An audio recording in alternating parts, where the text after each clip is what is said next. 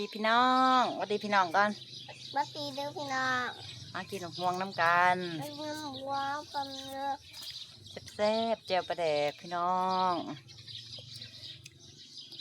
อืมกินอยู่หลังขอบไก่พี่น้องแบบมั้ย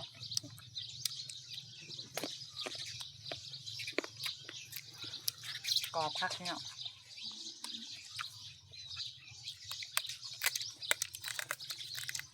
อย่างว่ามันกรอบเนาะ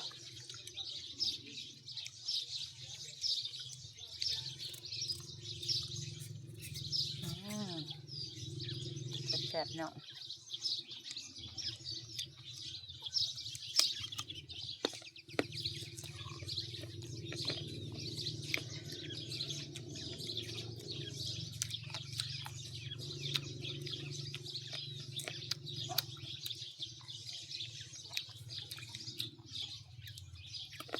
บ๊ายบายพี่น้องนะบาย